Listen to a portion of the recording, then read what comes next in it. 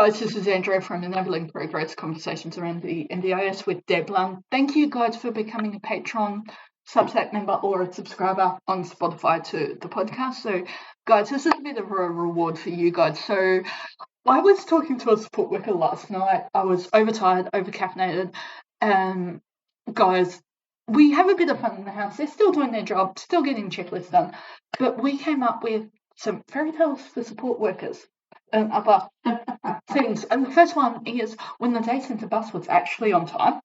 Oh, yes. Then when meals were eaten without complaint. Yes. There was no mystery items in the day centre bags. Or here's one for you. Go into the bank and there's no line. Oh, isn't that just a general adult fairy tale? That's right. And no electronics were lost. Oh, and the electronics have been charged by night shifts. So when we're saying electronics, we're not just saying mobile phones. We're saying assistive devices. We're saying hoist. We're saying hospital beds. All kinds of things as well. And and the other one is when everyone was ready to go when the day centre bus get there. Oh, yes. Or the other one is when you're really tired and you've had, a big week shift-wise, and then, oh, yes, all the participants are going to go to bed as they should. That's a myth for you. I know. Because that never happens. It's generally me watching something on Netflix. I'm watching Apple Cider Vinegar, the Mel Gibson story at the moment. Oh, yes. I saw the thing. I didn't watch it, but I saw it advertised, the Tara's interview. Yes. With her, and look, I mean, in reality, she's train record an interview from Mel Gibson's side. Well, the thing is, she's not the first one to do this. No, and can we get serious for a moment? This is why Deb and I, over on the public podcast, say check your qualifications. Support worker, community nurse, allied health, speeches, counsellors, nutritionists, and also your natural health practitioners. Because your counsellors and your natural health practitioners don't have to have formally recognised qualification. No. Like, if they want to work in a registered clinic, like they want to work for Blackmores, Nature Zone, Snoppy, they have to have a advanced diploma in natural health or an equivalent, and be registered with their guild and APRA. But counsellors and natural health practitioners don't actually have to be registered. Yeah. And so I'm like, oh my God. So now being serious, and then let's get back onto the stories and the myths for support workers, and let's include community nurses here. Oh, yes. Yeah. Because, like, one of my ride or die friends is the community nurse. And she's and like... a lot of them are RNs. Oh, she's most of them are RNs, the community nurses. So, I mean, they're quite capable of doing all that wound management and, catheter changes and all those kinds of things that need to happen as things go along. Her fairy tale that she suggested, because she's higher than an RN, she's a clinical nurse practitioner. Yeah.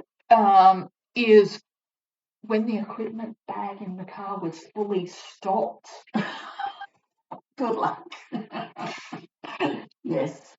And if we're going to include, then let's include our community pharmacists, our visiting pharmacists, our pharmacy techs. When the client was ready to pick up their meds on time. Oh my goodness, yes. Without the mad scramble. Or can I add this or can I add that as well? Like, and it might be something that's easy to add. It might be that packet of jelly beans that they scoff on the way home. Not the black ones. Not the black ones. That's why they put the black ones in a separate packet. I know. I'm not a black jelly bean person. I can't handle the aniseed. But it's just like, not the black ones. Although I do, you know, the glucose ones that they have, you know, they've got on there, and I do tend to try and have one in the car for my travelling days. I have set myself up for failure on day trips of I'm always the person with the lollies for going up and down the Great Dividing Range. Oh, yes. And it's come to be expected. And I'm like, oh crap.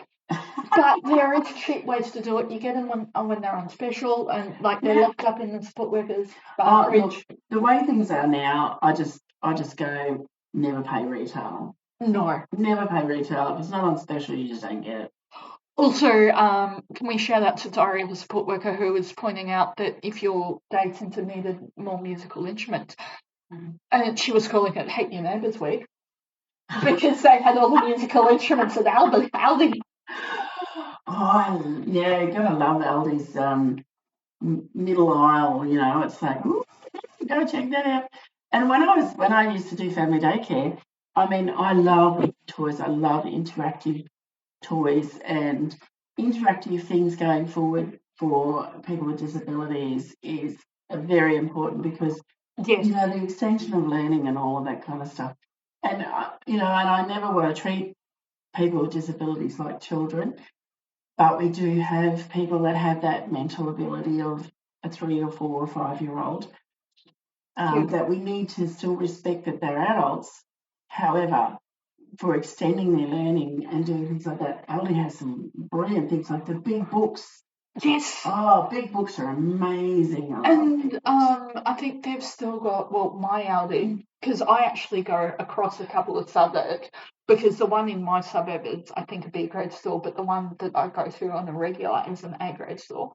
They've still got the one at the north end. North Point. Yeah. Oh, yeah, it's a nice. It's a nice. I popped in there the other day. It's a nice. They've still got a lot of their back to school stuff, like their lunch boxes and stuff, because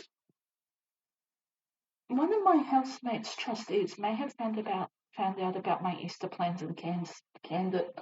Oh, why? Because they don't want another noisy toy. And they pointed out. They pointed out I was going to have to be the one with super sensitive hearing, and I physically feel some frequencies. Yeah. They were like, you have not thought this through. Why? Because you're going to be the one who's got to put up with the noise. Yeah, that's right. Exactly. But they have actually lined me up. This person is under mealtime management, so cut lunch for the day centre. For Christmas, I got her a lunchbox. The lunchbox is now needing repairs. So they're like, if you get her a character lunchbox from Aldi with the water bottle. Yeah. Yeah, absolutely. And now's the time to do that stuff. Exactly. And backpacks.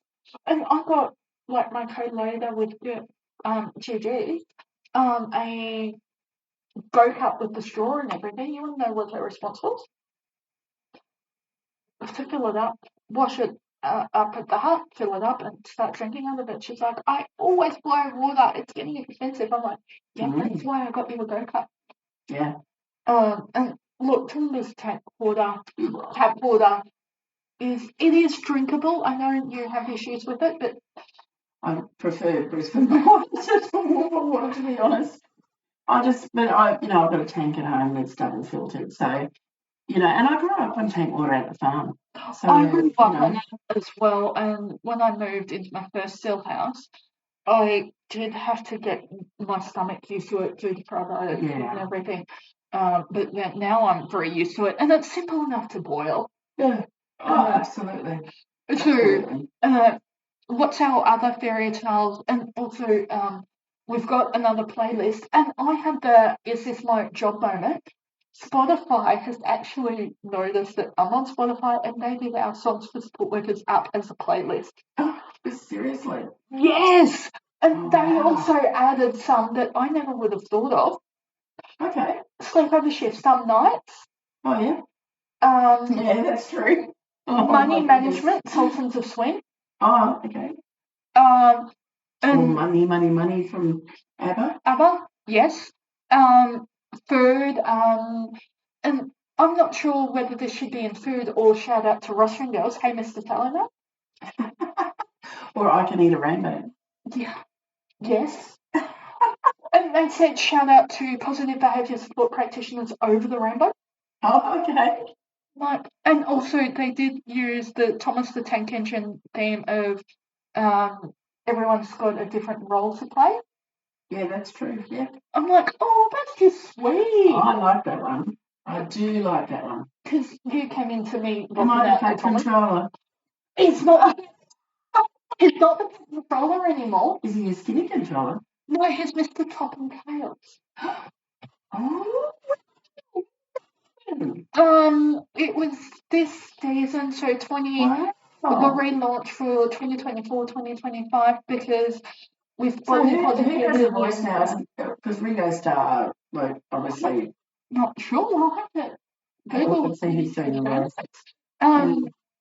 Yeah, we'll have to look and find out because and you were saying you liked. Am I going to throw you under the bus? SpongeBob. The one SpongeBob SquarePants. Well, Dylan got very attached to SpongeBob SquarePants when he was a little boy. I don't know why. No. And then, of course, Thomas. So we had I know all the Thomas train names and Annie and Clarabelle and then, of course, you had the two trucks. Remember the two naughty trucks? Yes, and the new season they brought in, and my father is so pleased about this because he was a crane driver for the railway. They've now brought in a crane. Oh. As well, they brought in Emily, who's a crane. Wow. And I'll have to sit down and watch a couple of episodes of Thomas the Tank.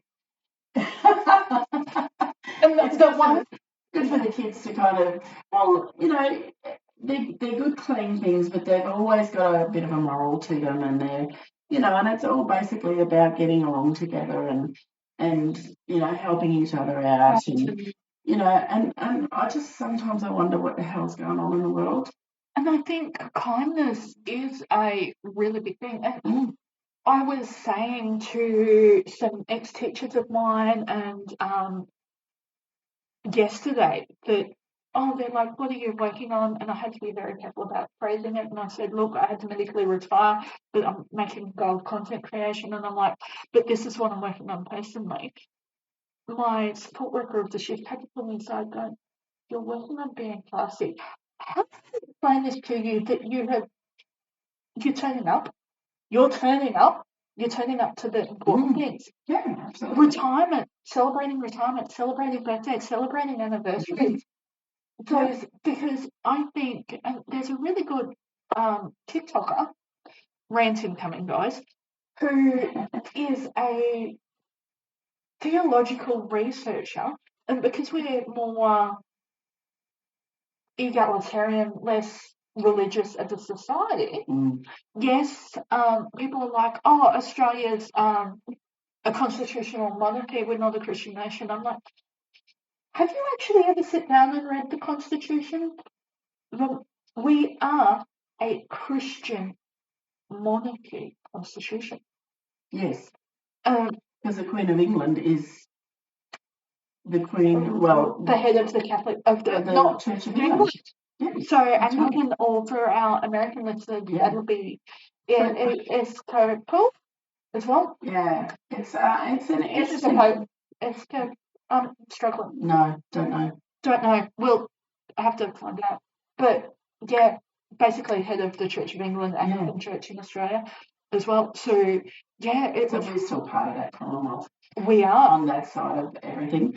But you know, we've certainly had different times where it's been proposed that we're no longer part of that. Yeah. And we basically stand alone. But I mean, I don't know. I think Australia pretty much was based out of England, unfortunately, as far as white Australia is concerned. It is. You know, and a lot of that was convicts. My family came across as farmers, still farmers. Dad's 5th generation on the farm. Yeah. So, you know, still, you know, but, you know, a lot of other people came across as convicts for stealing loaf of bread or whatever it was. So, or after World War II, or no, but I know boys. I know someone in my family came over as a £10 pop. Yeah, And it was to give them a better life.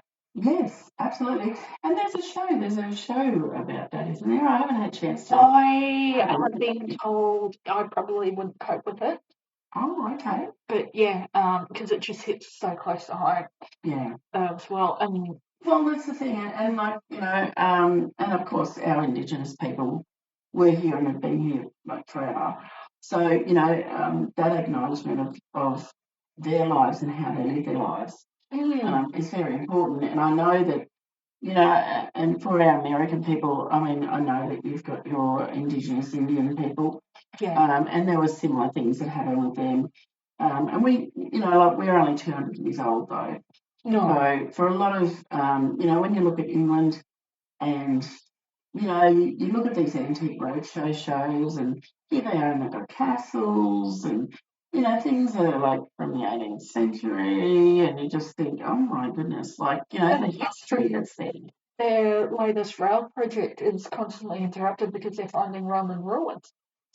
So, and they've got to do very interesting. And all that religion, Catholic, Church of England thing. I mean, religion's killed more people than anything else. Oh God, yeah, and whether it be, whatever religion is involved, but yeah, it's religions across the world has killed more people than anything else. It's fascinating listening to. I know I've been researching the intersection of history and religion on my own time. Yeah, it's very interesting when you go back into there though, and you look at that. Like, I guess with my schooling, I loved history. Geology is still kind of up in the air, but I loved history, and it was, and we did go right back through into those Roman times, the Greek times, and then came forward into those Catholic versus Church of England and all those wars. War of the Roses. That's right. And England versus Scotland and all of that kind of stuff. But we really didn't venture too much into India, South Africa, the Mexican, the Colombian, that kind of stuff that was going on. And then we hit World War I, pretty much World War II. But I mean, of course, with any history, you'll get taught what your government what your history books say. And we know, and this is a sore point for a lot of people, but we know in Germany that for a long time, children were taught that the Holocaust never happened. So, it's kind of that history is written by the victor. Well, of course. And the thing is, I am a Christian, but I look at the Bible as a history book. Yes, and when you look at it, and I've got to shout out to Paul Wallace, Fisk on TV, who he used to be a church doctor and a translator, and he started looking at it going, hang on, and he actually learnt the original Hebrew, the original Greek, the original Arabic, and he has left the Anglican Church. He's still in good standing with them, but the translation's not always exactly. Yes. You know what he figured it may be? He figured out the ancient alien theory may not be as far-fetched as people think it is. Oh, of course not. He's like, if we can be here, there's got to be other planets that have got life of some description. I mean, of course, there's, I just can't wait for Star Trek times when I'll never have to wash clothes again. I can just put them in a thing and they disappear, and in the morning I can order new ones. I'm so waiting for that. But I reckon that the Martians or whoever's out there is going to basically tell us I love the Martians. My favourite Martian. Do you remember my favourite Martian? Hey guys, do you remember my favourite Martian? I remember Mork and Mindy. Oh, yes, Mork and Mindy. Mork and Mindy and... Do you remember my favourite Martian? No. I'm really old now. I'm really old. Oh my God. I can't remember the actor's name, but he was, he only had his two little antennas that used to come up. It was, yeah. And I remember Widget the World Watcher. I don't remember that. That's a very cartoon. Oh, okay. Widget, and they taught you about like the different planets and stuff like that. And also, before you head off, and we're discussing TV media, having a bit of fun, getting to know the person behind the podcast, is I saw a really great Tumblr post, and it's been going around for years. It's basically, can you lick the science? Oh, okay. So Tumblr, for those who don't know, and for Debbi, it's basically a site dedicated to fandoms, fan art, shipping, that type of thing. And there are some very educated people on there. Like, I'm talking seriously educated. Like, there was a post last night of linguistics, and someone was like, I'm a history teacher. This is how this happened. Wow. And this is why when Elon Musk bought Twitter, they were all like, let's go over to Tumblr. And they're like, what the F is going on here? It's because basically we're all the internets that have grown up. I think the hard thing is with social media and all the different platforms is you get people that is the only place they get the information from. And it's very difficult then, they think everything that they see on social media, everything they hear is true and real. And look, there's just so much AI stuff coming out. It is. And it's just, and I am very concerned. I mean, I saw something.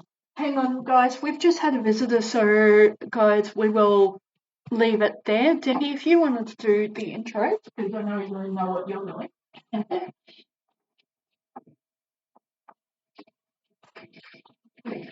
So so as I was saying, we're talking about AIs and how that direction's going.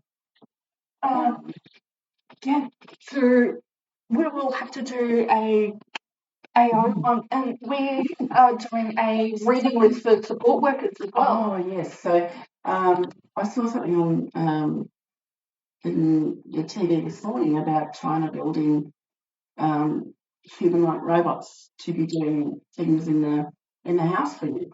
Like, I'll have to send you a podcast from Preconomics Radio on that one of like they are using in American care homes companion bots. Oh really? Yeah. This is however, it's a little scary too because I mean we're talking about robots that are learning robots that they'll learn a sense of humour, they'll learn different things. But we want robots with a sense of humour. Well, this is the thing that you look at the movies like now what was it called iRobot and Blade Runner. Yeah, those types of things, and you think, well, I'll have to put the original books on the reading list. How far-fetched were they really? Exactly. But guys, we have had an unexpected visitor. So guys, thank you again for becoming a financial member. So guys, bye. Yeah.